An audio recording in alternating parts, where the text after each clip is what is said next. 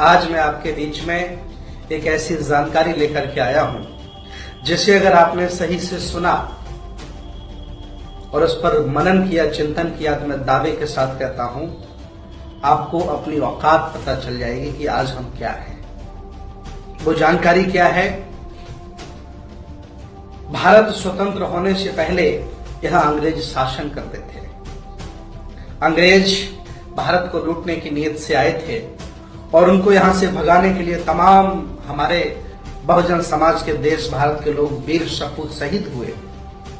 लेकिन एक पक्ष और है जिस पर देश भारत में कभी चर्चा नहीं होती। वो पक्ष ये है कि देश भारत के बहुजनों को अंग्रेजों ने क्या दिया।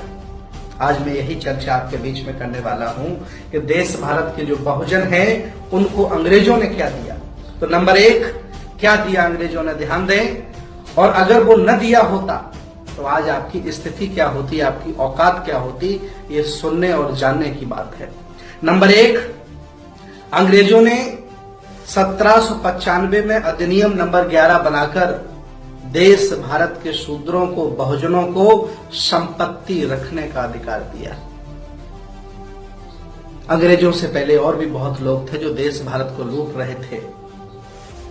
कभी भी इस देश भारत के मनवादी लोगों ने उनका विरोध नहीं किया, क्योंकि उनके ब्राह्मणवादी व्यवस्था को उन्होंने छेड़ा छाड़ा नहीं था। अंग्रेजों ने पहली बार छेड़ा तो अंग्रेजों के खिलाफ आंदोलन शुरू किया सब लोगों ने मिलकर के। पहला क्या, अंग्रेजों ने 1795 में अधिनियम नंबर 11 बनाकर शूद्रों को संपत्ति रखने का अधिकार दिया। नंबर 2, 1773 में ईस्ट इंडिया कंपनी ने रेगुलेटिंग एक्ट पास किया जिसमें न्याय व्यवस्था समानता पर आधारित थी। 16 मई 1975 को इसी कानून द्वारा बंगाल के एक सामंती ब्राह्मण नंद कुमार देव को फांसी हुई। इससे पहले ब्राह्मण अवैध था, कुछ भी करे उसको कोई सजा नहीं थी। लेकिन अंग्रेजों ने एक ऐसा कानून बनाया जिसमें न्याय समानता के आधार पर रखा। नंबर 2 हो गया। नंबर 3, 1804 में अधिनियम नंबर 3 बनाकर कन्या हत्या पर रोक लगाई। अंग्रेजों ने लगाई। लड़कियों के पैदा होते ही तालू में अफीम चिपकाकर, मां के स्तन पर धतूरे का लेप लगाकर या गड्ढा बनाकर उसमें दूध डालकर डुबोकर मार दिया जाता था। ये कन्या हत्या पहले बहुत होती थी। अंग्रेजों ने कानून बनाया और उस पर रोक लगाई। नंबर 4, 1813 में ब्रिटिश सरकार ने कानून बनाकर शिक्षा ग्रहण करने का सभी जाति व धर्मों के लोगों को अधिकार दिया। कितनी बड़ी बात है, सभी जाति और धर्मों के लोगों को शिक्षा ग्रहण करने का एक कानून बनाया, नियम बना दिया। नंबर 5, 1813 में दास प्रथा का अंत का कानून भी अंग्रेजों ने बनाया। नंबर 6, 1817 में समान नागरिक संहिता कानून बनाया। 1817 के पहले सजा का प्रावधान वर्ण के आधार पर था। ब्राह्मणों को कोई सजा नहीं होती थी और शूद्रों को कठोर दंड दिया जाता था। अंग्रेजों ने सजा का जो प्रावधान था वो समान कर दिया। नंबर 7, 1819 में अधिनियम नंबर 7 बनाया। ब्राह्मणों द्वारा शूद्रों की स्त्रियों को शुद्रीकरण किया जाता था। शुद्धिकरण कैसा था बताइए? आज अगर ऐसा हो तो क्या लोग सोचेंगे, क्या दुनिया हमारी रह जाएगी? वो शुद्धिकरण सुन लीजिए। शूद्रों की शादी होने पर दुल्हन को अपने यानी दूल्हे के घर न जाकर कम से कम 3 दिन 3 रात ब्राह्मणों के घर पर शारीरिक सेवा देनी पड़ती थी। इसका विरोध कर अंग्रेजों ने कानून बनाया कि ऐसा अब नहीं हो सकता है। विचार करिए कितनी बड़ी बात है। अगर आज ऐसा हो तो क्या दशा होगी देश के बहुजनों की। आगे देखें अंग्रेजों ने बहुजनों को क्या दिया। नंबर 8, 1830 में नरबली प्रथा पर रोक लगाई। देवी देवता को प्रसन्न करने के लिए शुद्ध स्त्री व पुरुषों को दोनों को मंदिर में से पटक करके मार दिया जाता था और काट करके उनके सामने उनको प्रसन्न करने के लिए प्रस्तुत कर दिया जाता था। नरबली पर भी अंग्रेजों ने रोक लगाई। नंबर 9, 1833 में अधिनियम 87 द्वारा सरकारी सेवा में भेदभाव रोक दिया, अर्थात योग्यता के आधार पर किसी भी भारतीय के जन्म स्थान, धर्म, जाति या रंग के आधार पर पद से वंचित नहीं रखा जा सकता। ये नियम अंग्रेजों ने बनाया।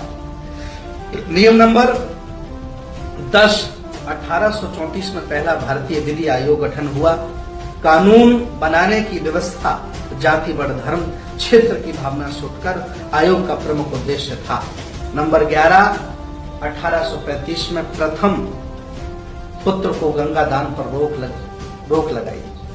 ऐसा होता था कि पहला पुत्र होता था वो गंगा को दान कर दिया जाता था। शूद्रों के घर यदि पहला बच्चा लड़का पैदा हुआ है तो उसे गंगा में फेंक देना पड़ता था।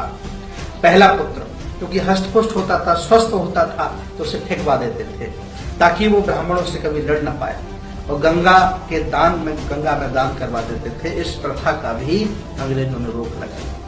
आगे नंबर ध्यान दें, 12 नंबर है 7 मार्च 1835 को लॉर्ड मैकाले ने शिक्षा नीति राज्य विषय कानून बनाया।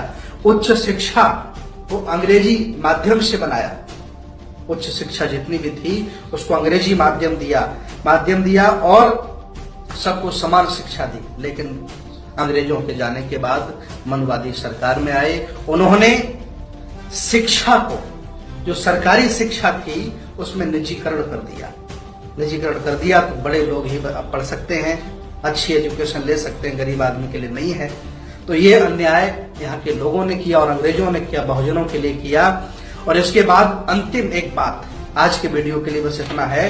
अंतिम बात है, ध्यान दें, अंतिम बात है 1835 में कानून बना करके अंग्रेजों ने देश भारत के बहुजनों को कुर्सी पर बैठने का अधिकार दिया।